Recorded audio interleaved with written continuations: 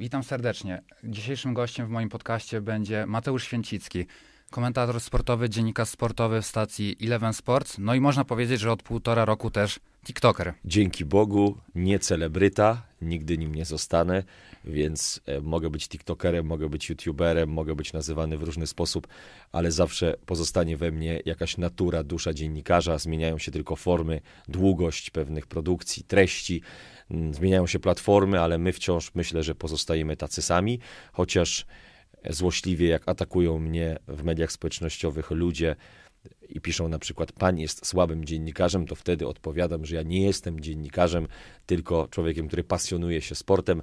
Nazewnictwo w moim odczuciu nie ma znaczenia. Ważne jest to, co wykonujemy i to praca powinna o nas świadczyć. Natomiast dochodzę do takiej dosyć smutnej refleksji, że w ostatnim czasie dziennikarze sami w sobie stają się tematem dyskusji, co nie jest dobre, bo jednak najważniejszy powinien być sport. Właśnie dlatego, że dziennikarz staje się teraz tematem dyskusji, to popycha to w stronę tego jednak świata celebryckiego. Popycha i też niestety, to muszę przyznać, czasami napocenie się, by zrobić jakąś rzecz, kończy się efektem w postaci niższej liczby wyświetleń niż odpalenie kamery w domu i powiedzenie swojej opinii.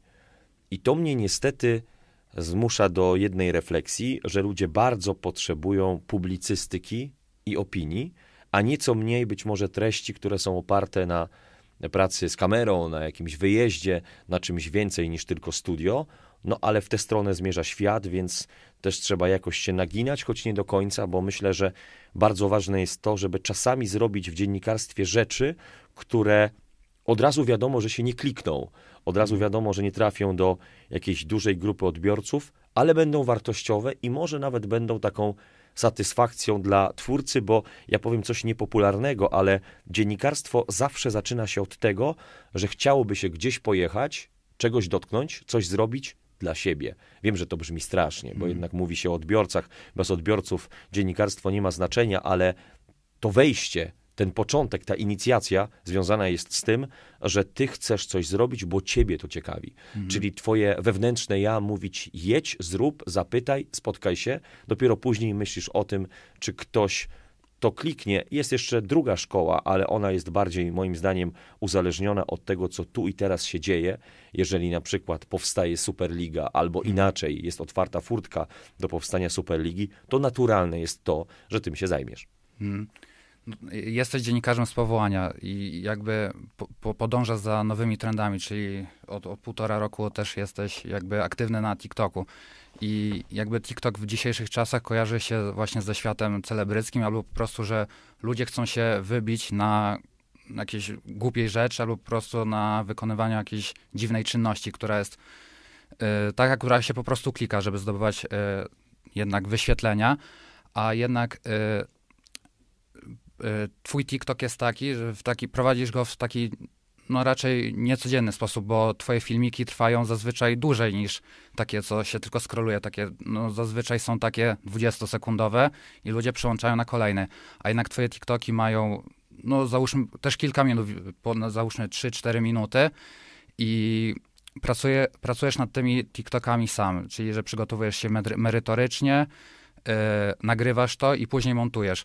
Ile czasu zajmuje tobie praca nad takim jednym TikTokiem? 4 godziny. O. I myślę, że to już usprawniłem do takiego poziomu, że od momentu, kiedy pomyślę nad jakimś materiałem, napiszę go, później naczytam, następnie zmontuję, wyeksportuję i dodam napisy. To jest chyba najgorsze, dodawanie napisów w aplikacji, bo ta sztuczna inteligencja bardzo często przekręca pewne słowa albo robi tak, że nazwiska są pisane tak, jak my słyszymy i później trzeba uporczywie to poprawiać. To jest najgorszy element.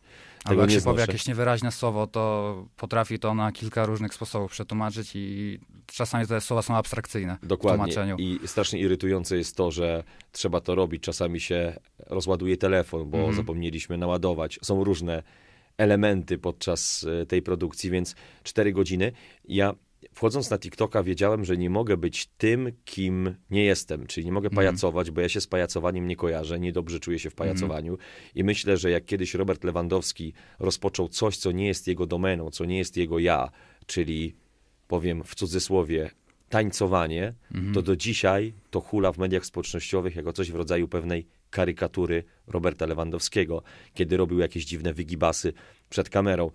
Po prostu trzeba być sobą, tylko umieć może zmienić delikatnie formę, coś przyspieszyć, coś zmodyfikować. Podam prosty przykład podcastu Wojenne Historie, bo moją drugą pasją poza sportem jest historia, zwłaszcza II wojny światowej. I oni tworzą głównie content podcastowy, czyli YouTube i Spotify. Natomiast są obecni na TikToku w krótkich formach, są obecni na Instagramie dzięki Reelsom.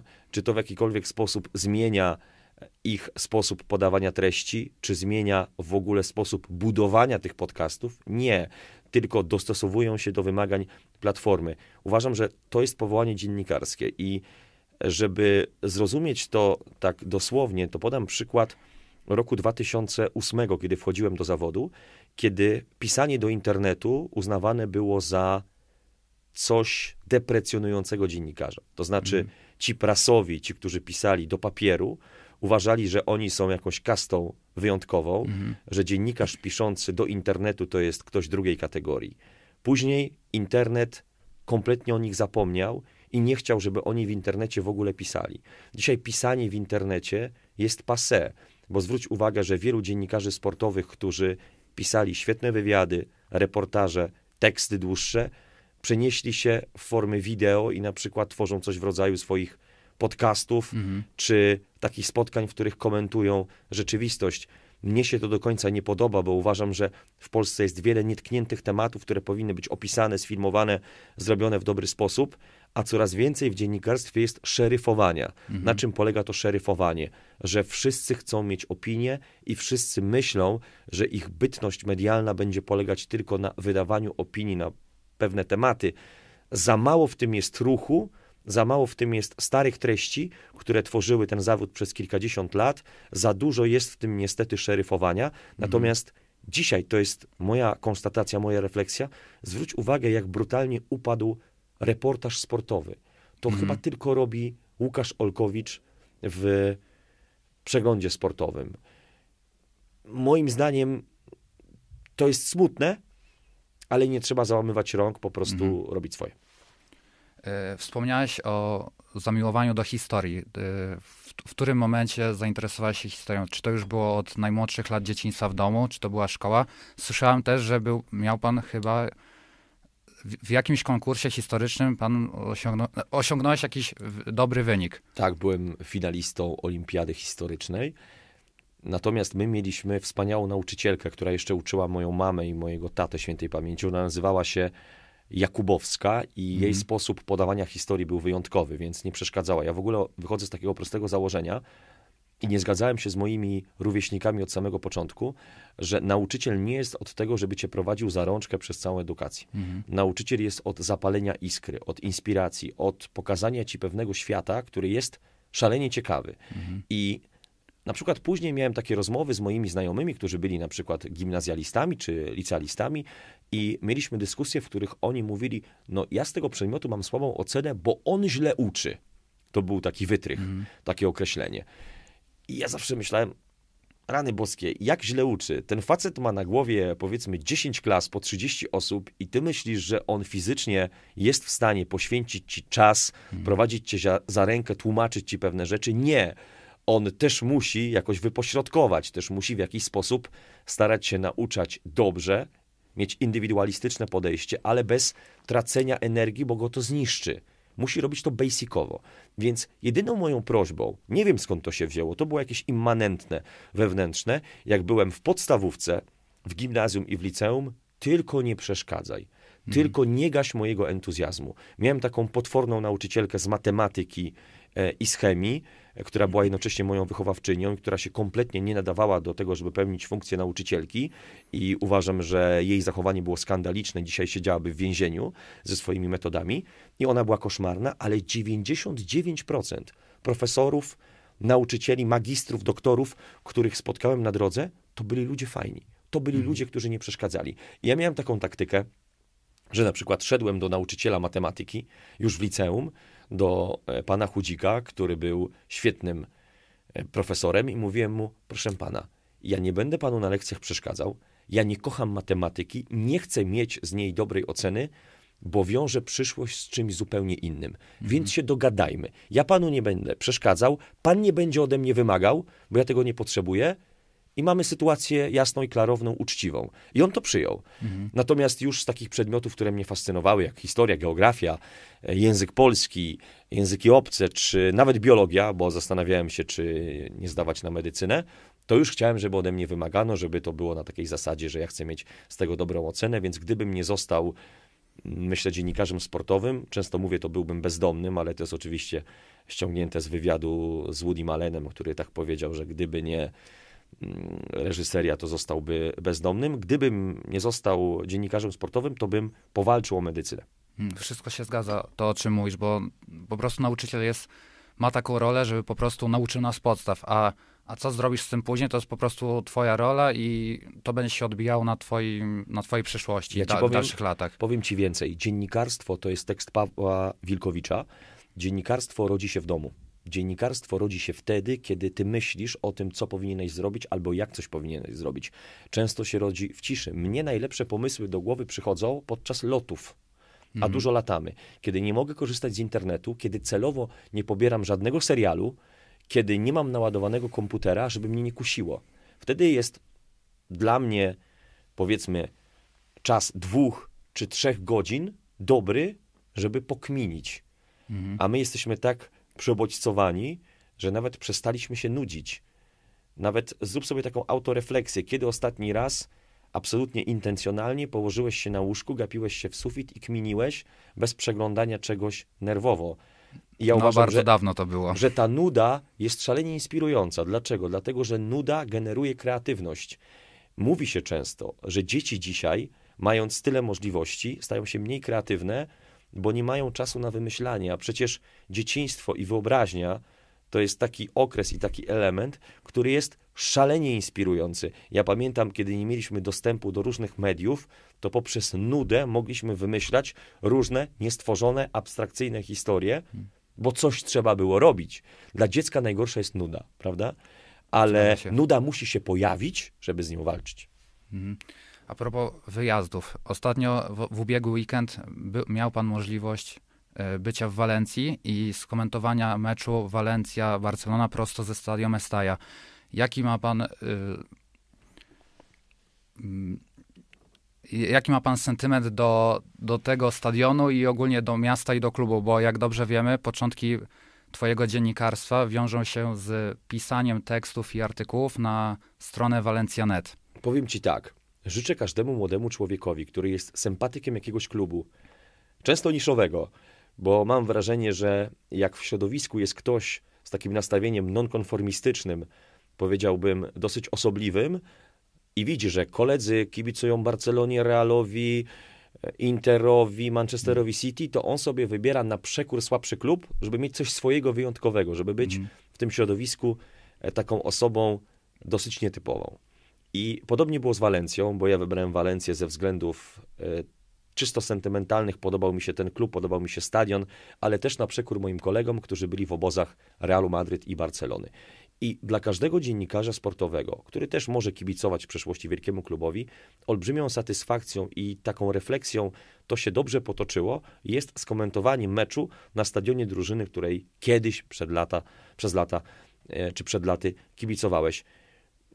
To już nie wywołuje we mnie jakichś szczególnych wibracji, to już nie jest takie podniecanie się przesadne, bo moim zdaniem też trzeba zachować w tym umiar, ale jest to coś w rodzaju satysfakcji, że jedzie się do pięknego miasta i my mieliśmy taki komfort, bo zazwyczaj zwiedzamy hotele i stadiony i nic więcej. Wracamy bardzo szybko. Teraz mieliśmy okazję zostać na całą niedzielę i prawie cały poniedziałek, więc mogłem zobaczyć też, jak pięknym i niedocenianym miastem jest Walencja. Jeszcze kilka sezonów temu na pewno nie spodziewaliśmy się tego, że po stronie Barcelony i po stronie Walencji mogą być zawodnicy, którzy są związani z Polską. Po stronie Barcelony Robert Lewandowski i po stronie Walencji młody Jarek Gąsiorowski, który obecnie gra w młodzieżowych reprezentacjach Hiszpanii, ale mówi się o jego w przyszłości, że może zagrać w seniorskiej kadrze Polski? Jak się pan na tą sprawę zapatruje? Powiem ci, Jak się zapatrujesz na tą sprawę? Słuchaj, powiem ci, jak jest.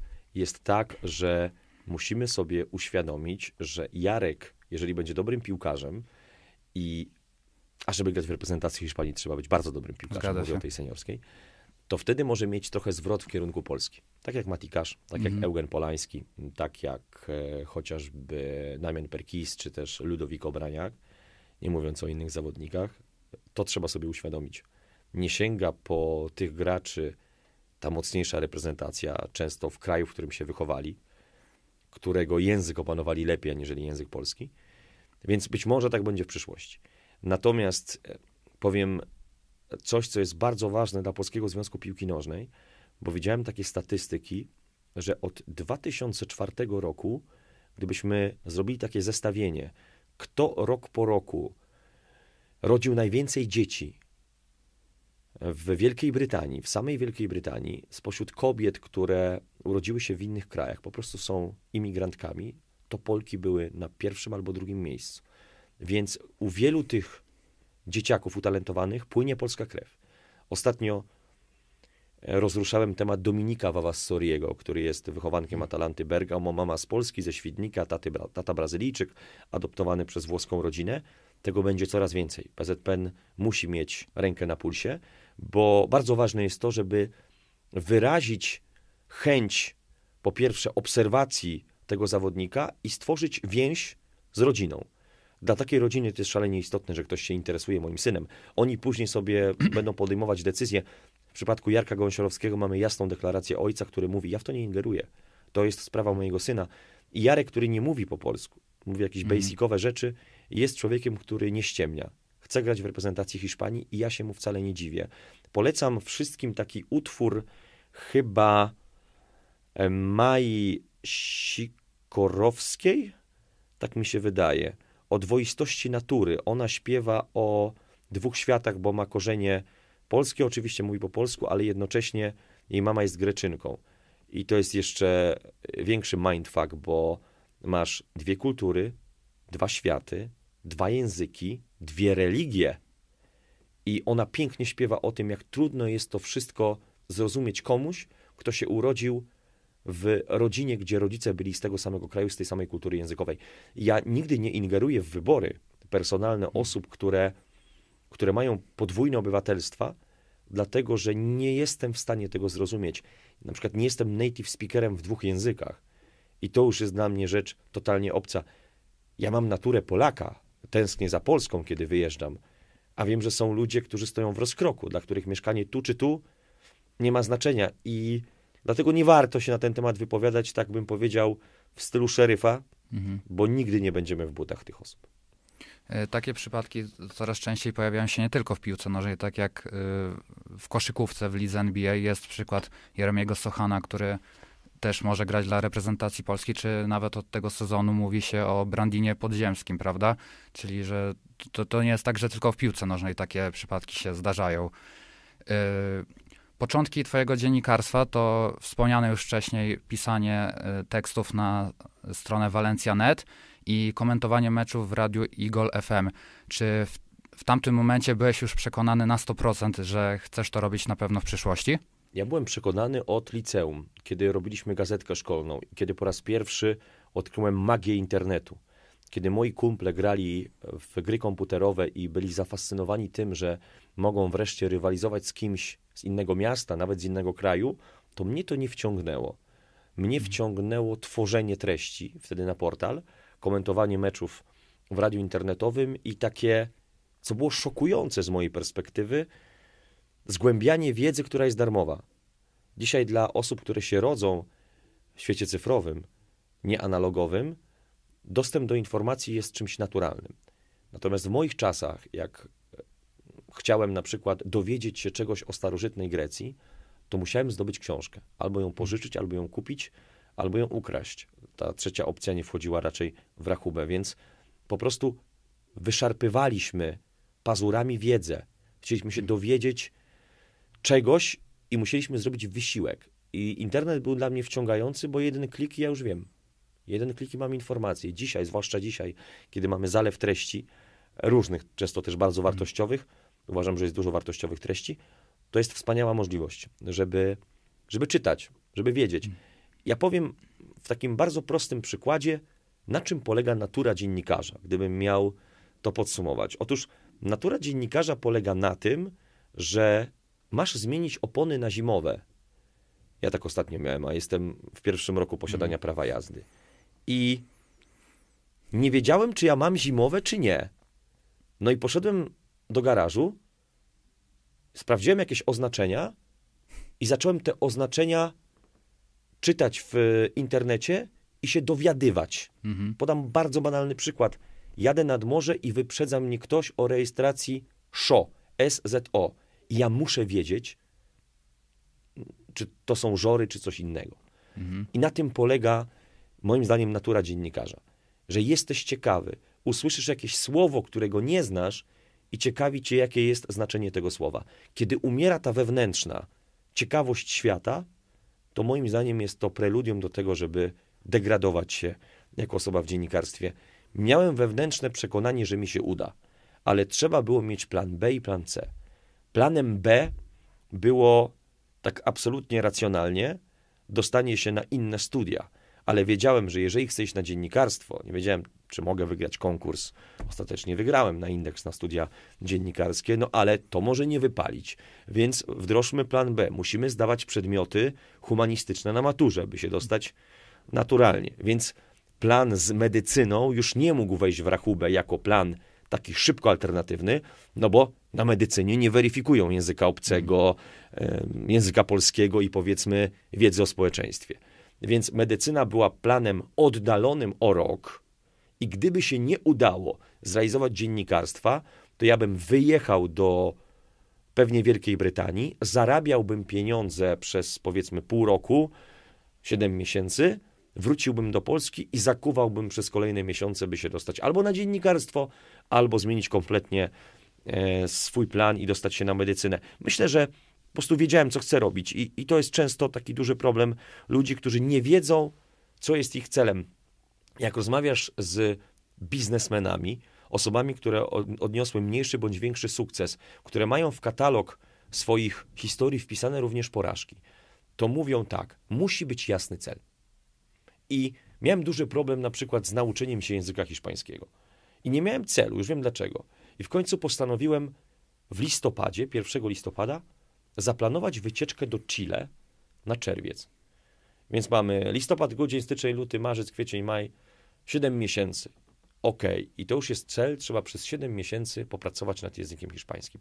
Więc jeżeli słucha tego ktokolwiek z młodych ludzi i chciałby coś w życiu robić, niekoniecznie dziennikarstwo, musi sobie jasno sprecyzować cel, o co mu chodzi w życiu. A jak nie wie, to nie oznacza, że to jest coś złego, bo może wiedzieć za tydzień, 2 tygodnie, 3 tygodnie, może wiedzieć za rok. Trzeba sobie też zawsze zostawić furtkę, że może nam się nie udać. To nie jest żadna tragedia. Naprawdę. W 2008 roku miałeś okazję skomentować mecz dla radia, oczywiście Igol FM, razem z Łukaszem Wiśniowskim, finałowy Euro 2008 pomiędzy Hiszpanią i Niemcami. Niedaleko później jak przeszedłeś do telewizji Orange Sport. Czy według ciebie to był najbardziej przełomowy moment w karierze dziennikarskiej? Chodzi mi o taki przeskok z takiej podstawy oczywiście na poziom taki wyższy, już taki profesjonalny, Wiesz, że tak powiem. Jest problem z tymi poziomami, że zdajesz maturę dobrze, wygrywasz konkurs na studia dziennikarskie, cieszysz się, ale wiesz, że tam jeszcze jest kilka poziomów, które na ciebie czekają. I tak samo było z przejściem do telewizji Orange Sport. Dlaczego to był przeskok kluczowy? Bo nagle z zabawy w dziennikarstwo wchodzisz do świata, w którym już masz odpowiedzialność za słowo i w którym rzeczywiście masz kontakt z ludźmi, którzy tę piłkę tworzą. Wielkim błogosławieństwem było to, że trafiliśmy do telewizji, w której mówili tak, a to było wówczas wyjątkowe. Chcecie coś robić? Macie kamerę i róbcie. I przez pewien czas w dziennikarstwie było tak, że przychodził młody człowiek i musiał wyczekać swoje, czyli zrobienie materiału było czymś w rodzaju nagrody dla ciebie. A w Orange Sport było inaczej. Mówili, Nie, to jest robota do wykonania. Chcesz jechać do Białegostoku? Jedź, nie ma problemu. I to już wtedy było wyjątkowe. Co dzisiaj brzmi absurdalnie, bo dzisiaj jest to naturalne, że przychodzi młody człowiek i od razu czeka na niego robota, nawet od razu czekają na niego pieniądze. Kiedyś tak nie było. Poza tym Janusz Basałaj, myślę, że on bardzo dobrze rozumiał jako boss, że jego byt, jego pensja, jego przyszłość zależy od tego, jak pracowitych ludzi będzie miał dookoła siebie. I on wiedział, że nie bezpośrednio, ale pośrednio ten Święcicki, ten Wiśniowski, ten Marciniak, ten Włodarczyk, to są ludzie, którzy też świadczą o nim. Czyli ich klasa, ich umiejętności, ich standard wypracowany przez lata będzie dobrze bądź źle świadczył o nim. I on to rozumiał. Nie miał mentalności dzierży mordy, szefa, który patrzy z góry na dziennikarzy i który mówi coś w rodzaju: no wie pan, żeby zrobić materiał i pojechać i podstawić mikrofon pod jakiegoś sportowca, to trzeba sobie u nas zasłużyć. Nie, to absurdalne. Takie podcinanie skrzydeł na początku, tego nie było. Wtedy to była nowa telewizja na rynku w tym 2008 roku, co powstała. Ja zachęcam każdego młodego człowieka, jak powstawał projekt Viaplay, do którego próbowano mnie ściągnąć na samym początku i te negocjacje były, takie bym powiedział, mocno zaawansowane, ale ja się nie zdecydowałem, dlatego że wówczas z Eleven Sports odszedł Łukasz Wiśniowski, który u nas pracował i chyba mieliśmy jeszcze jeden transfer i ja uważałem, że odejście Święcickiego z Eleven byłoby złe dla firmy, plus ja mam duży dług wdzięczności wobec Patryka Mirosławskiego i uważam, że bez względu, wtedy takie miałem zdanie, że bez względu na to, jak potoczy się przyszłość Eleven Sports, powinienem tam pozostać, bo ta stacja mnie potrzebuje i ja jej potrzebuję. Viaplay było projektem, który jawił się jako coś fascynującego, nowego. Oferta, którą przedstawiono, była bardzo atrakcyjna, ale powiedziałem nie, bo miałem jakieś wewnętrzne poczucie, że nie. I jak ktoś będzie wybierał kiedyś w dziennikarstwie pracę, to niech pamięta, że nie wszystko złoto, co się świeci. I jak się okazało, intuicję miałem bardzo dobrą. Możemy ten projekt Viaplay porównać do teraz projektu Superligi, prawda? Bo to jest tak jakby projekt, który jest nowy, jeszcze niesprawdzony, też może pewnie dla niektórych fascynujący, ale jakby nie wszyscy się decydują dołączyć do niej, bo tak, po prostu są wdzięczni temu, co przez tym federacjom, przez które większość swojego jakby życia, w której grają, prawda? Ale są tacy dziennikarze, którzy podchodzili i wiesz, i poszli za tą piłką, ja ich rozumiem, natomiast jak pytało mnie sporo młodych ludzi, bo często dostaję takie pytania, co robić? Czy powinienem uderzyć do Viaplay CV? Zawsze mówię tak. Bo ty jak jesteś kimś, kto zaczyna, to ty nie kalkuluj. Niech cię nie interesuje, czy to będzie telewizja na 10, 20, 30 lat. Wchodzisz, dostajesz materię, możesz komentować, ciesz się każdym meczem, każdym dniem. Spokojnie, w mediach jest takie zapotrzebowanie na ludzi, że sobie poradzisz. I bądź otwarty. Nie zawsze musi być to tylko komentowanie meczów. Musisz sobie zdobyć satysfakcję, wyrobić w przeprowadzaniu wywiadu, w występowaniu w studiu, może w pisaniu tweetów, może ogarnianiu social mediów. Dziennikarstwo jest bardzo szerokie. Ono potrzebuje ludzi w różnej formie. I myślę, że takim dużym dzisiaj moim kapitałem jest to, że ja nawet umiem montować, nagrywać kamerą, się tej roboty nie brzydzę i dziwię się często młodym ludziom, którzy wchodzą do redakcji i mogą mieć za darmo kurs montażowy. Ja się nauczyłem montażu z YouTube'a. Wchodzisz do redakcji, uwierz mi, że dzisiaj wchodząc do każdej redakcji telewizyjnej, jako młody człowiek idąc do szefa, mówiąc mu: słuchaj stary, chciałbym się nauczyć montować, dostaniesz montażystę, który cię basicowo nauczy podstaw. Więc możesz zdobyć skill, możesz mieć umiejętność za darmo, a wiesz, że gdybyś chciał to zrobić poza redakcją, to musiałbyś zapłacić, bo wiedza kosztuje. Więc to jest dzisiaj na pewno super, że jest duże zapotrzebowanie na ludzi, że próg wejścia jest łatwiejszy niż kiedyś, choć trudniej się utrzymać. Dlaczego? Dlatego, że wymagania wobec dziennikarza są większe, ale dzięki temu myślę, że poziom jest też wyższy niż wiele lat temu, jeżeli chodzi o redakcję. Wracając do wątku związanego z Viaplay, ja myślę, że powinniśmy już zapomnieć o rewolucjach. Jak ktoś mi mówi na dzień dobry, że powstaje nowy projekt medialny i to będzie rewolucja, to ja już wiem, że to jest propaganda. Nie da się zrobić nic rewolucyjnego. W dziennikarstwie już wszystko było, zmienia się tylko sposób podawania treści, formuła, kształt, a wszystko już było. I projekty dziennikarskie również muszą być oparte na pewnych pryncypiach biznesowych, na racjonalności. Tutaj prawdopodobnie tej racjonalności zabrakło, stąd mamy efekt, jaki mamy, ale muszę powiedzieć jedną rzecz, że Viaplay miało świetne studio, miało bardzo merytorycznych ludzi, wciąż ich ma, bardzo dobrze robili Formułę 1, oglądałem ich z dużą przyjemnością, jestem subskrybentem, płacę co miesiąc pieniądze, mają dobrą łapkę, więc ja nie mogę absolutnie powiedzieć niczego złego pod kątem dziennikarskim, bo naprawdę robią robotę dobrze. Dobrze. Piłka nożna towarzyszy tobie od najmłodszych lat. Zafascynowanie sportem, dziennikarstwem sportowym. Miałeś też w młodości marzenie, żeby zostać profesjonalnym piłkarzem. W jakich klubach grałeś w młodości i na jakich poziomach twój klub też grał? Ja jestem jak Francesco Totti, czyli grałem tylko w jednym klubie, Wsparcie Jeżowe. Natomiast musisz pamiętać o tym, że takie marzenia związane z zostaniem piłkarzem, to one się rodzą i bardzo szybko gasną. One były, powiedzmy, miałem 5, 6, 7, 8, 9, 10 lat. Natomiast później był taki problem, bym powiedział, socjalny.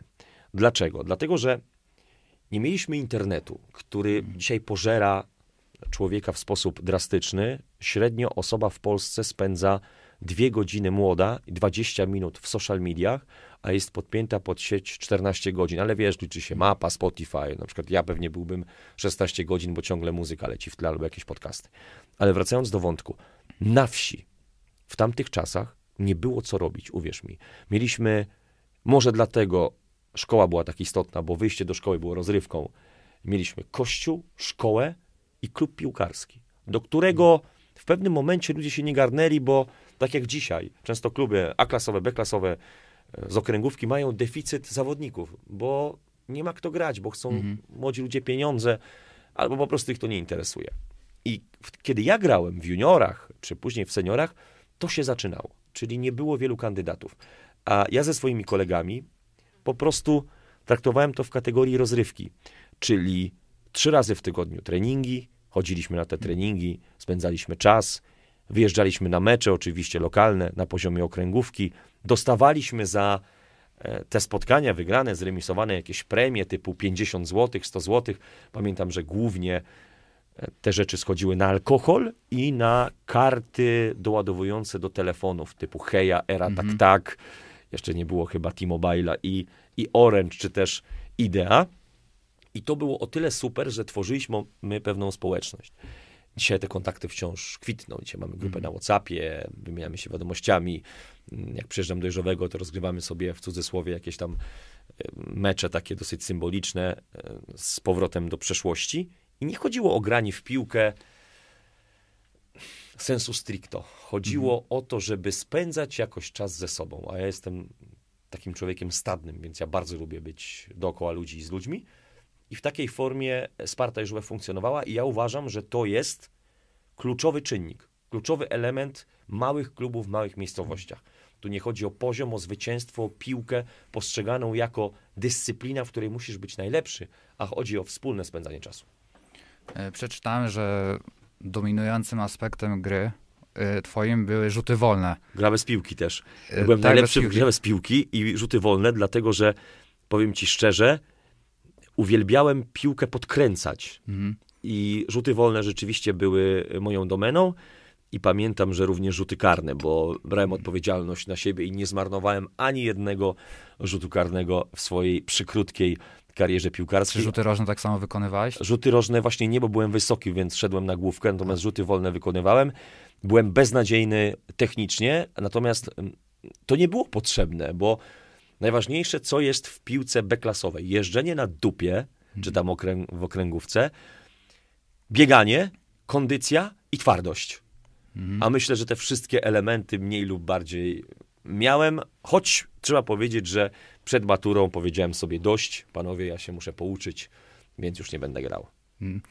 Na kim się wzorowałeś przy wykonywaniu rzutów wolnych? Becks, bo Becks jest jednak dla mnie symbolem, stąd wielki sentyment do tego piłkarza i do serialu Netflixa. Myślę, że David Beckham został zapamiętany jako ktoś, kto był bardziej medialny, kto tę całą sławę zaskarbił sobie dzięki swojej żonie, dzięki celebryctwu, a to był świetny piłkarz. Przygotowuje dla meczyków taką naszą wewnętrzną odpowiedź na serial o Beckhamie, czyli dzieje tej drużyny, która w 1999 roku sięgnęła po potrójną koronę. I jest taka świetna wypowiedź Dwighta Yorka, ówczesnego napastnika United, który mówi: Becks był przede wszystkim genialny pod kątem kondycyjnym. To znaczy, kiedy Sir Alex Ferguson przed sezonem robił nam hardcore, to kiedy wszyscy leżeli zmęczeni, Becks jako jedyny stał. Becks i Roy Keane. Więc musiał mieć predyspozycje naturalne, chociażby wydolnościowe, żeby wytrzymać grę na tak najwyższym poziomie. Zgadza się, bo właśnie David Beckham był bardzo dobry kondycyjnie. Tak jak są te takie BIP testy, prawda, to często się słyszało, że on zawsze ostatni kończył, że do upadłego naprawdę robił podkręcony najlepszy wynik i często się mówiło, że on te całe BIP testy to przechodził. Nie wiem, czy zwróciłeś uwagę, ale były kiedyś takie fragmenty z restauracji rozmów Florentino Pereza, które wyszły. I one były szokujące, bo tam Florentino w takim swoim typowym stylu, może nawet knajackim, oceniał poszczególnych graczy. Tam mówił też taką znakomitą anegdotę o Mesucie Ezilu. Otóż Mesut Ezil, będąc zawodnikiem Realu Madryt, nazywano go Besugo. Besugo to jest taka hiszpańska ryba z dużymi oczami, bardzo podobna do Mesuta Ezila. Otóż Ezil zakochał się, to zrobiło furorę w Hiszpanii, zakochał się w modelce z Mediolanu i on do tej modelki latał. Tylko że problem polegał na tym, że ta modelka wcześniej spotykała się z wieloma piłkarzami i dowiedział się o tej całej historii Ezila, który kończy mecz w private jet, lata do Mediolanu, José Mourinho, który pracował wcześniej w Interze. I Mourinho, tak mówi Florentino Perez, i ten skurwysyn Mourinho wziął tego Ezila na bok i mówi: Mesut, czy mogę z tobą porozmawiać jak ojciec z synem? Tak, oczywiście, panie trenerze. To słuchaj, ta dziewczyna, z którą ty się spotykasz, to była dziewczyna całego Interu, całego Milanu i sztabów szkoleniowych tych drużyn. I Perez mówi, i on jeszcze dodał od siebie te sztaby szkoleniowe. Besugo skończył relację z tą dziewczyną. Do czego zmierzam? Otóż w tych wszystkich swoich wypowiedziach krytykował Raula, Casillasa, Michela, byłego zawodnika Realu Madryt. Tylko o Beckhamie nie powiedział złego słowa. Nie znam człowieka, który znałby Becksa osobiście, który by z nim trenował czy grał i który powiedziałby o nim złe słowo. Nawet Wojciech Szczęsny ze swoim głupawym poczuciem humoru jako młody chłopak w Arsenalu mówił mi, że jak Beckham z nimi trenował przez 2 tygodnie, dał się poznać jako szalenie skromny, normalny człowiek, wręcz wybitny w kontakcie z drugą osobą, z bliźnim, że jest to ktoś kompletnie bez sody, olbrzymia klasa z niego emanuje. Czy przez te wszystkie lata kariery dziennikarskiej i przez ten cały swój dorobek, który już masz w tym momencie i na pewno będzie jeszcze coraz większy w następnych latach, czy zamieniłbyś swoją karierę dziennikarską na karierę takiego piłkarza? Nie, absolutnie.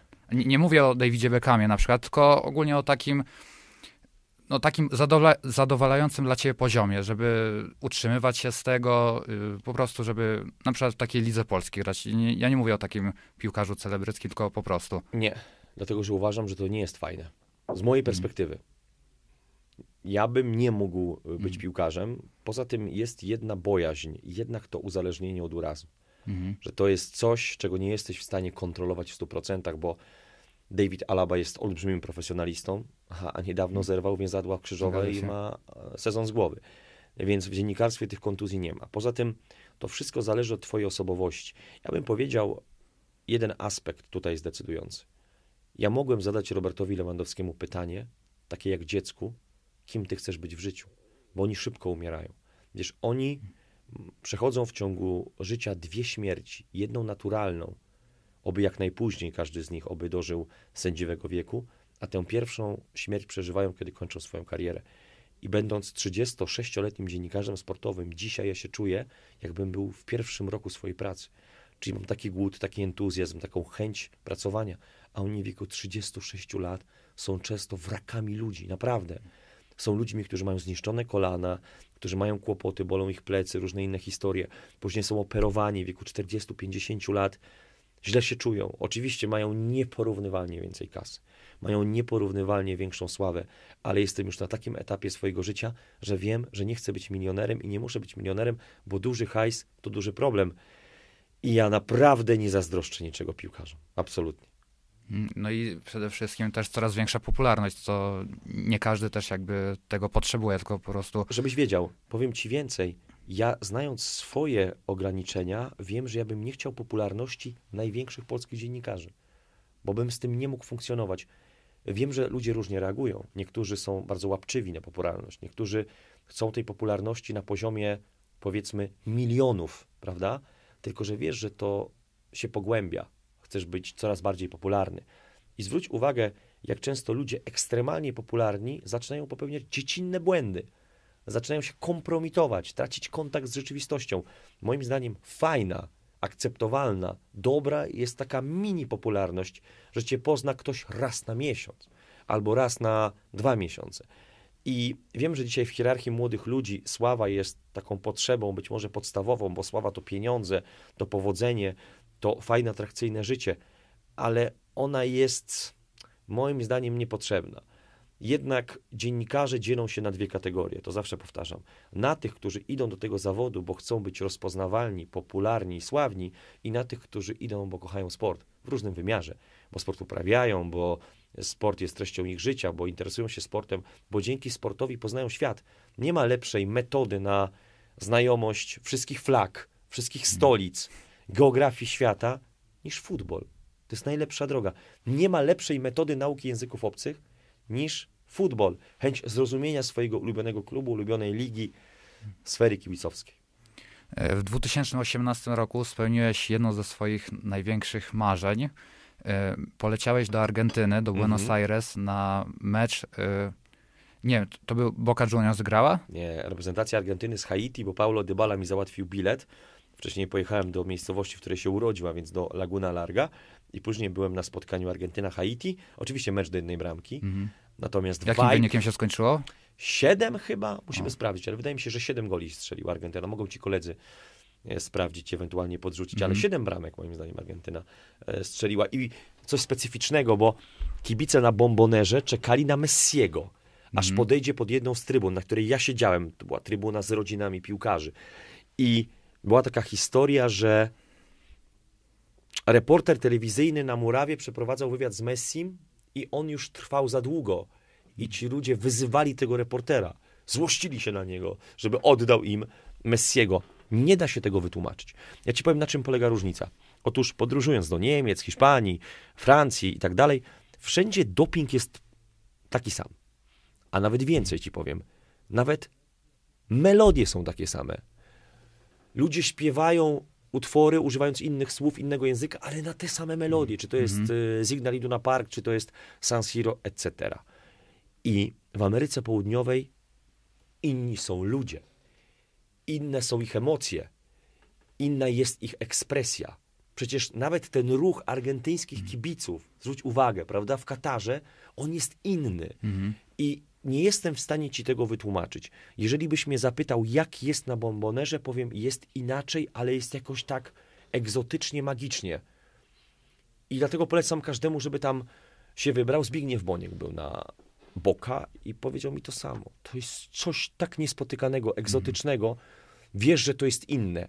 I masz poczucie, że w tym zglobalizowanym świecie z wszechmiar trafiłeś do innej rzeczywistości. Ja uwielbiam Amerykę Południową pod tym kątem, że ona jest taką, wiesz, terrą incognita, że ona jest ziemią trochę inną i jest inny sposób. Nawet odpal sobie towarzyski mecz Real Barça w Dallas. Ja zakładając słuchawki mówię do Sebastiana Habiniaka, o kurwa, to jest coś zupełnie innego, inny doping, inne reakcje, inna ekspresja ludzi. Czy trudno było dostać bilety na ten mecz? Na Bombonerę Paulo mi załatwił, więc trudno mi powiedzieć, ale myślę, że nie ma problemu. Dzisiaj poza tą dystrybucją oficjalną są też takie strony pośredniczące, to znaczy wiesz, że one mają podpisane umowy z stadionami, z klubami i jakiś procent biletów typu 10% jest dla nich. I ja, jak już jestem w sytuacji ekstremalnej i wiem, że biletu nie mogę kupić w oficjalnej dystrybucji, nie mam akredytacji, to kupuję u pośredników, chociaż muszę powiedzieć, że oni czasami są są sprawdzeni, oczywiście zweryfikowani, tak działają, ale kupiłeś bilet za 500, a oni wysyłają ci bilet klubowy, no bo muszą wysłać klubowy i tam jest cena klubowa i na przykład ten bilet kosztował 200. Więc przebitka jest dosyć duża, prawda? To jest więcej niż 100%. I polecam też wszystkim, bo to jest bardzo ważne, nie kupujcie biletów najdroższych. Kupujcie bilety najtańsze. Dlatego, że zwłaszcza dziennikarze, zwłaszcza kandydaci na dziennikarzy, nie ma przypadku w tym, że trybuny prasowe ustawione są bardzo wysoko. Że komentuje się mecze nie z pierwszych rzędów, tylko komentuje się z góry. Dlaczego? Żeby wszystko kontrolować. I na przykład, to jest pewnym paradoksem, dostałem kiedyś od Bartka Bereszyńskiego bilet na mecz Napoli-Milan, to był ćwierćfinał Champions League i siedziałem w loży rodzin. Nic nie widziałem. Gdybym kupił sobie bilet za 30 euro i siedział wysoko, widziałbym wszystko. I to jest moim zdaniem kluczowe, żeby wybrać się na trybunę, z której jesteś w stanie jako dziennikarz oglądać mecz i kontrolować, no bo jednak to jest taka maniera dziennikarska, że jedziesz na jakieś spotkanie i nie patrzysz na nie jak kibic, tylko jako facet, który sobie analizuje taktykę ustawienia poszczególnych piłkarzy. Byłeś w Argentynie na meczu towarzyskim. Czy będziesz jeszcze próbował w niedalekiej przyszłości dostać się na La Bombonera albo na Estadio Monumental, na Super Clasico pomiędzy Boca Juniors a River Plate? No, znamy twoje zamiłowanie właśnie do Ligi Argentyńskiej. Patryk Mirosławski by mi powiedział, synek, dobra, ty tam sobie jakieś rzeczy planujesz, a my w weekend mamy mecze i jednak ten kalendarz jest dość brutalny, natomiast na pewno derby Stambułu, na pewno Super Clasico, jak mówisz, na pewno mecz, który mnie porusza, czyli chyba derby Casablanki w Maroku. Wydat i Racha. O, to jest coś Tam fascynującego. też mocno kibicowsko Wiesz, się w ogóle pokazują. Maroko, ja bym dzisiaj powiedział, że to jest top 5, jeżeli chodzi o zainteresowanie futbolem w kraju. Tam jest szaleństwo futbolowe.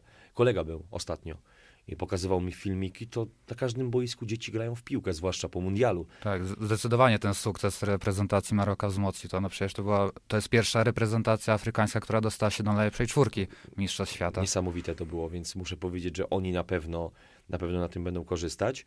I jeszcze z takich rzeczy Urugwaj, dlatego byłem w Urugwaju, ale tylko na kilka dni, dlatego że tam jest taka postać dosyć kultowa, nawet bym powiedział, najlepszy bramkarz w historii urugwajskiej piłki. On się nazywał Ladislao Mazurkiewicz i to jest ciekawy wątek, ponieważ jego rodzice z Gdyni wypłynęli do Urugwaju i tam on na świat przyszedł. Jego córka wciąż żyje, pracuje chyba w Nacionalu albo w Peñarolu, chyba w Peñarolu pracuje w klubie i właśnie Ladislao Mazurkiewicz to jest bramkarz, którego się najbardziej obawiał Pelé. Nie wiem, czy pamiętasz, ale jest taka słynna akcja, jak bramkarz wychodzi na przedpole, Pelé robi unik, Tak. z tego nie padła bramka. Tak, minął bramkarza, tak, jakby wszyscy się minęli we trójkę, bramkarz, piłka i sam tak. Pelé. I właśnie tym golkiperem, który wychodził, był Ladislao Mazurkiewicz. I wiesz, ludzie widząc tę akcję mówią o kunszcie Pelé, o jego balansie ciała, o tym, że przepuścił piłkę sprytnie, natomiast on wtedy gola nie strzelił. A w pamięci większości zakodowało się to jako bramka i ten Ladislao Mazurkiewicz właśnie jest taką postacią do odkrycia, do odkurzenia. Bardzo ciekawy wątek, więc na pewno Ameryka Południowa jest jakimś celem, ale wiesz, że życie codzienne czasem dociska i po prostu są inne obowiązki, możesz sobie marzyć, kreślić palcem po wodzie jakieś plany, a później nie ma na to czasu. Natomiast dla mnie takim teraz projektem chyba najważniejszym jest zrealizowanie serialu o fryzjerze. Czasy fryzjera to nie jest mój etap dziennikarski, ale to, w jaki sposób on zaczarował środowisko dziennikarskie, to w jaki sposób facet z podstawowym wykształceniem rządził polską piłką i ją ustawiał, jest po prostu fascynujące. Ja nie mówię, czy to jest dobre, czy złe. Oczywiście jest to złe. Natomiast chcę powiedzieć, że to jest tak fascynujące, jak nas fascynuje mafia. Jak nas pociągają historie rzezimieszków. To podobnie jest z fryzjerem. Ja myślę, że to jest bardzo, na przykład dla mnie, słuchaj, który funkcjonuje w dziennikarstwie, no wiele wątków, jak dzisiaj je przygotowuję, zgłębiam, bo kompletnie nieodkrytych. I cały projekt Amiki, później jego obecność, to jak zarządzał ludźmi, jak nimi manipulował, był w tym znakomity, wiesz. Żeby być kimś, który ma taką władzę, musisz być bardzo sprytny, musisz być dobry. Wiesz, dyktatorzy bywają bardzo inteligentni, bywają źli, wiadomo, ale nie można mi odmówić jakiejś umiejętności i podobnie jest właśnie z fryzjerem, który był polskim, Luciano Mocci. Ile czasu już pracujesz nad tym projektem i kiedy będziemy mogli się spodziewać efektu końcowego? Słuchaj, 120 osób blisko jest do przepytania, do zrobienia wywiadów, bo fryzjer zaczynał w Amice Wronki jako zwykły gość, który jest takim ogarniaczem. I pomyśl sobie, że ta Amika wtedy była klubem grającym w B-klasie. Czyli jeżeli chcesz zrobić uczciwy serial, powiedzmy 5-odcinkowy, to musisz zacząć od tego elementu, jak fryzjer stawał się fryzjerem. I żeby to zrobić jako dziennikarz, musisz stworzyć wywiady. Ja sobie rozpisałem listę sędziów, działaczy, piłkarzy. To jest masa osób i jest to szalenie czasochłonne. Jeżeli chciałbyś to zrobić, powiedzmy, bez pracy codziennej, bez obowiązków, to na luzie potrzebowałbyś z pół roku, żeby pojeździć po Polsce. Na pewno takie dosyć osobliwe i łatwe jest to, że wszyscy są tutaj na miejscu. Że do wszystkich możesz pojechać w Polsce, ale jest to temat bardzo delikatny, bo wiesz, że są ludzie, którzy nie zostali złapani na gorącym uczynku, a którzy z tym fryzjerem współpracowali, kolaborowali i teraz, by być uczciwym, musisz wszystko weryfikować. Też niestety musisz uderzyć w swoje środowisko. No bo dlaczego ono tak późno się ogarnęło? Wiesz, byli dziennikarze, którzy mieli sprzęt AGD Amiki za friko, którzy chodzili do zakładów bukmacherskich i obstawiali mecze, znając wyniki wcześniej, mając cynki. To jest bardzo delikatny temat. I to jest też temat, który przynajmniej z mojej takiej wiedzy zahacza o wątki, które są niebezpieczne, bo czy nad nim ktoś stał, czy stały służby, czy był tylko człowiekiem wystawionym przez mafię futbolową, może mocniejszych ludzi. Tematy są na pewno bardzo interesujące. Gdyby Netflix był polską firmą, gdyby Netflix był firmą założoną w Polsce i my mielibyśmy 200 milionów mieszkańców, to ten temat był już fenomenalnie sfilmowany, profesjonalnie, a nie przez dziennikarza z kamerką. Zostając w temacie projektów, prowadziłeś z Filipem Kapicą kanał YouTube'owy Two Angry Men. Pierwszy reportaż, film dokumentalny pojawił się w 2015 roku, a ostatni na początku chyba tego roku, 2023.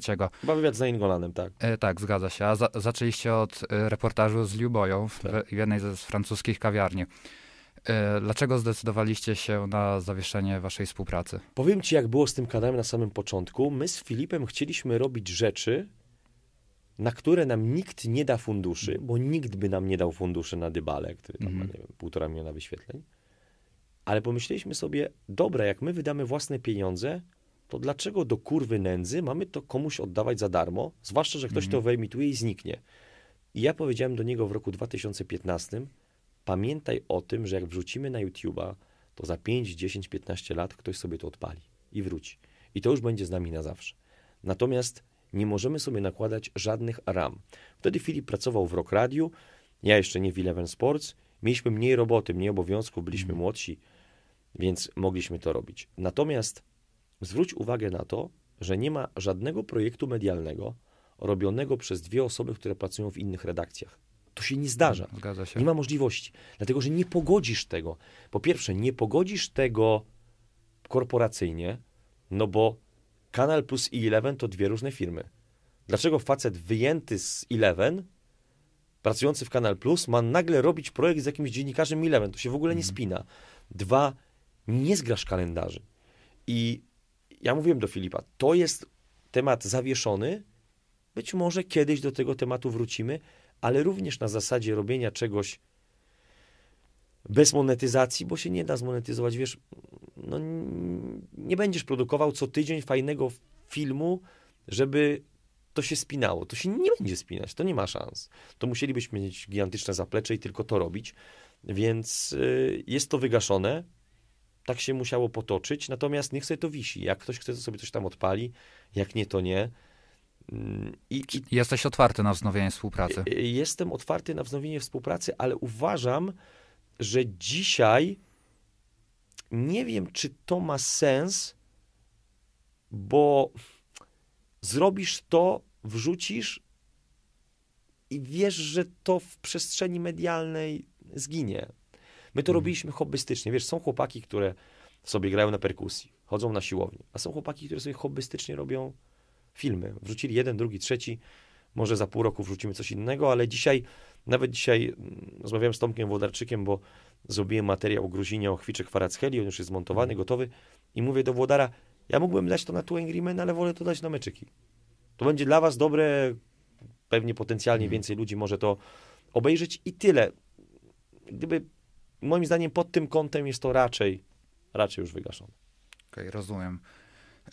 Teraz w lidze włoskiej, którą kochasz, jest gorący temat z transferem Piotra Zielińskiego. No już jest głośno o tym temacie od tych wakacji, od pół roku. Czy według ciebie Inter to odpowiedni kierunek dla Piotra Zielińskiego? Bardzo. Ja uważam, że Piotr Zieliński powinien zmienić klimat. To będzie dobre dla niego. Po latach spędzonych w Neapolu, a trafił tam w 2016 roku. Tak, już 8 lat będzie. Bardzo mi się podoba to, że Piotr Zieliński nawet w rozmowie z Jackiem Kurowskim jest pewny siebie. Mówi, no tak, ja mam wszystko. Mam lewą nogę, prawą nogę. Ja potrafię piłkę przyjąć, potrafię dryblować. No potrafię wszystko. Taka jest prawda. Nie ucieka od tych pytań. Nie chowa się. Natomiast potrzebuje nowych inspiracji. Wejdzie w zupełnie inną strukturę, inne miasto, inną mentalność, inny klub. Nie można porównywać Neapolu do Mediolanu. I też Inter świetnie przedłuża kariery piłkarzy. Inter na nowo wymyśla piłkarzy. Çalhanoğlu, jego nowa rola to jest coś wspaniałego, więc myślę, że dla Ziela byłoby to i świetne pod kątem finansowym. Myślę, że tutaj nie byłby stratny, a po drugie jest w idealnym momencie, żeby zmienić klub. Wiem, że on sobie ubóstwia Włochy, że kocha ten kraj. Dobrze się tam mu żyje, więc nie zmieni kraju, zmieni tylko miasto i też pokazał tym niedopięciem transferu do Arabii Saudyjskiej, że jemu zależy na wielkiej piłce cały czas. Że jemu zależy na wielkiej piłce, że do Arabii będzie mógł pójść za 3, 4 czy Tak, 5 Arabia lat. jakby nie ucieknie. Jak ktoś będzie dużym nazwiskiem cały czas, to oni do ciebie wrócą jak nie za 2, za 5, może nawet za 10 lat, jak już będzie blisko Ja coś ci zakończenia powiem. swojej kariery. Wiesz co, nie chcę mówić, bo oczywiście to nie była taka propozycja, ale ja też miałem ofertę z Viaplay, która była ofertą wyższą finansowo. Oczywiście nie było przebitki razy 3, 4, 5. Natomiast wolałem zostać w Eleven dla fanów, dla tej ekipy, dla ludzi, z którymi Dla pracuję. relacji, które przez te 8 lat już nawiązałeś. Tak, dla relacji. Poza tym, no, komentowanie nawet wspaniałej ligi angielskiej czy niemieckiej to nie jest to. Oczywiście dziennikarz musi być elastyczny, bo Rafał Wolski nie miał nic wspólnego z Bundesligą. Absolutnie nic wspólnego z Bundesligą i tę Bundesligę komentuje, więc to nie jest nic złego, że facet nagle dostosował się do tej ligi, bo jest znakomitym komentatorem. Natomiast każdy dokonuje wyborów na podstawie własnych pryncypiów. I dla niektórych kwestią podstawową jest na przykład pieniądz i trzeba to rozumieć. Absolutnie, to jest racjonalne, bo ludzie muszą zadbać o swoją przyszłość i też często teraźniejszość. Natomiast trzeba zrozumieć tych, którzy mówią nie. Sergio Ramos jest dla mnie kozakiem, bo przecież mógł jeszcze się bujać na dwucyfrowych kontraktach, a poszedł do Sewilli i to jest grający w Lidze Mistrzów. Do Sewilli grającej w Lidze Mistrzów, do Sewilli, w której zarabia nieporównywalnie mniej niż Paris Saint-Germain, czy potencjalnie w Arabii Saudyjskiej. I to mi się podobało, ale myślę, że tutaj rodzina również ma duże znaczenie. Podobnie jak w przypadku Piotra Zielińskiego. On jest człowiekiem, który stawia rodzinę bardzo wysoko. To na pewno jest też odpowiedni moment na transfer dla Piotra Zielińskiego, no bo ma 29 lat, zbliża się do 30, więc to jest tak jakby taki ostatni moment, kiedy może mieć jakiś dobry dla siebie kontrakt. Zielu jest historią bardzo osobliwą, dlatego że on jest jednym z pierwszych polskich piłkarzy, którzy jako szczeniaki wyjechali za granicę i się utrzymali. Wojciech Szczęsny miał łatwiej, bo Wojtek ma ekstrawertyczną osobowość. Jest facetem, który pewność siebie miał na najwyższym poziomie od najmłodszych lat, który tą pewnością emanował. Piotr Zieliński, jak powiedział mi nauczyciel języka włoskiego Ziela, pierwszy nauczyciel włoskiego, notabene z pochodzenia Grek, powiedział mi, nigdy nie spotkałem tak nieśmiałego dziecka. I w Udine byli na początku przerażeni tym, że dostali chłopca o genialnych umiejętnościach, talencie wielkim, ale tak introwertycznego, tak wycofanego. I to, że Zielu się utrzymał, że się przebił, że tak pięknie ewoluował, to jest moim zdaniem wielki hołd w jego stronę. Bo z taką osobowością, z taką nadwrażliwością nawet, Wiesz, będąc oderwanym od mamy w młodym wieku, dać radę, nie wrócić, to jest duża klasa. A powiem tak, nawet Cristiano Ronaldo ryczał mamie, nie zmieniając kraju, tylko zmieniając miejsce. Zamienił Maderę na Lizbonę. Ryczał do telefonu mamie codziennie, że chce wracać. Andres Iniesta, pamiętam taką opinię Aruny Babangidy, to był taki niespełniony talent Barcelony, genialny Nigeryjczyk. Jako 15-latek ściągnięty z Ajaxu, pamiętam jak Pepe Reina mówił, Boże, co to był za talent. Ostatnio Mikel Arteta powiedział w wywiadzie dla The Athletic, w La Masii mieliśmy jednego geniusza przed Messim, nazywał się Aruna Babangida, a nie zagrał żadnego oficjalnego meczu w barwach drużyny Barcelony i Babangida udzielił wywiadu i powiedział, że Iniesta, jak przyjeżdżali rodzice do Iniesty, to się wieszał na szyi mamy i błagał, żeby nie odjeżdżała. Też podobny charakter jak Zielu. Zdecydowanie lepszy piłkarz, ale podobny charakter. Więc to jest też bardzo ciekawe, że ci goście potrafią się utrzymać, a Piotr Zieliński jest jednym z pierwszych polskich piłkarzy, który wyjechał jako dzieciak za granicę, nie grając ani jednego meczu w Ekstraklasie i się utrzymał.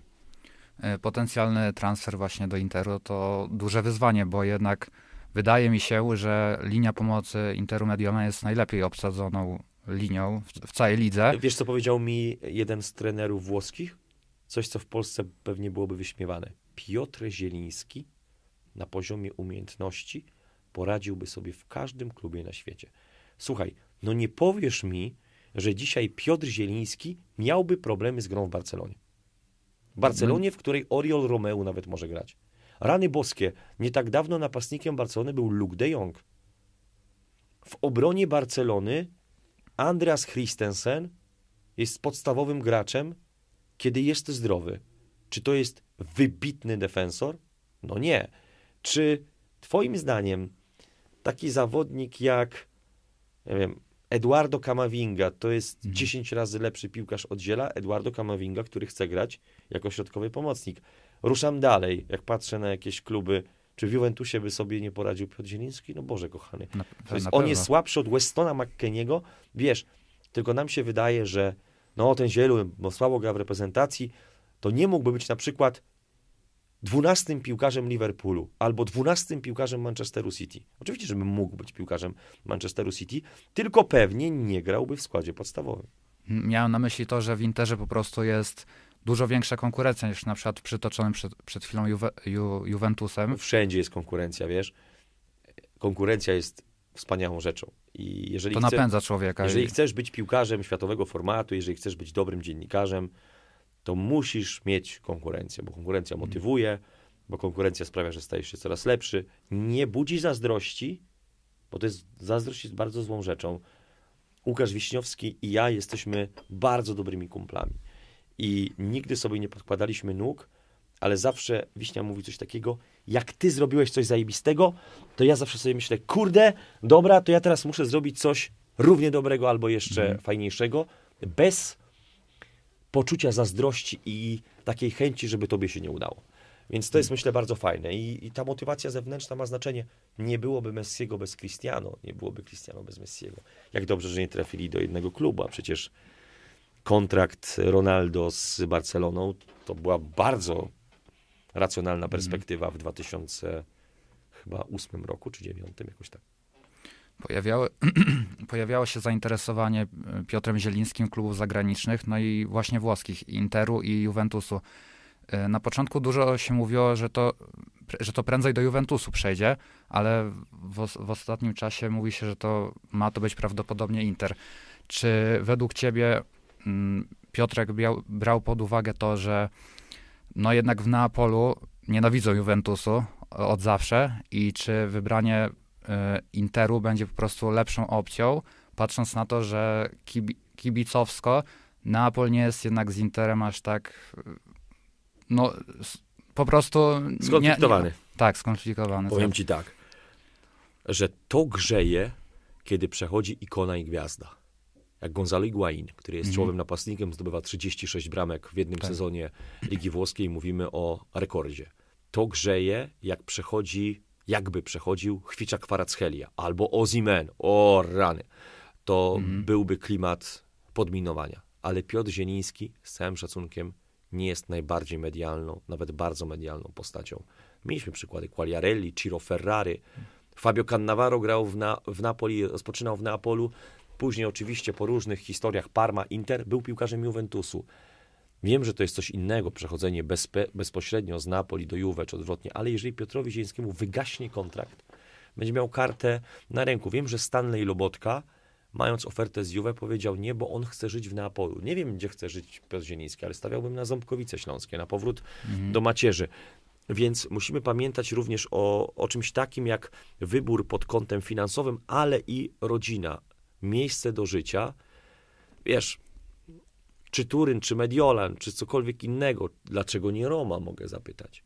No słuchaj, no, jeżeli Roma będzie występować w Lidze Mistrzów, jeżeli zakończy w pierwszej czwórce, jeżeli Lukaku trafia do Romy, dlaczego Zieliński może nie trafić do Romy? Będzie miał na pewno jeden komfort.